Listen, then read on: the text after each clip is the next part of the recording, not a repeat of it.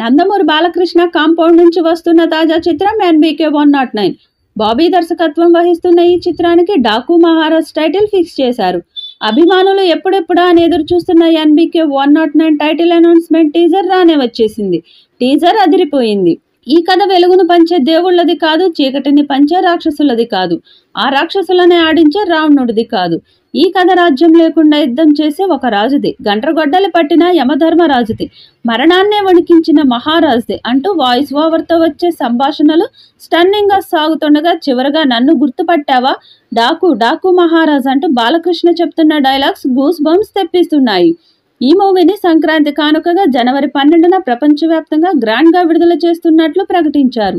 బాలకృష్ణ అభిమానులను కావాల్సిన ఎలిమెంట్స్తో సినిమా ఉండబోతున్నట్లు టైటిల్ టీజర్ క్లారిటీ ఇచ్చేస్తుంది. ఈ చిత్రాన్ని సితారా ఎంటర్టైన్మెంట్స్, ఫార్చ్యూన్ 4 సినిమా బ్యానర్లపై సూర్యదేవర, నాగవంశీ, సాయి సౌజన్య సంయుక్తంగా తెరకెక్కిస్తున్నారు.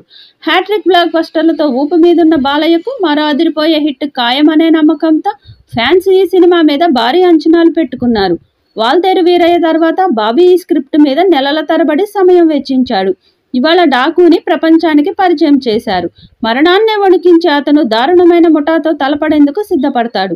అసలు అతనికి డాకు మహారాజ్ అనే పేరు ఎలా వచ్చింది, శత్రు సంహారానికి ఎందుకు పూనుకోవాల్సి వచ్చిందనేది తెర మీద చూడాలి. విజువల్స్ చాలా ఇంటెన్స్గా ఉన్నాయి. ఎప్పటిలాగే తమన్ బ్యాక్గ్రౌండ్ స్కోర్ని, సన్నివేశాలను నిలబెట్టాడు. సంక్రాంతి సెంటిమెంట్ మరోసారి కలిసి వస్తుందనే ధీమా ఫ్యాన్స్లో ఉంది.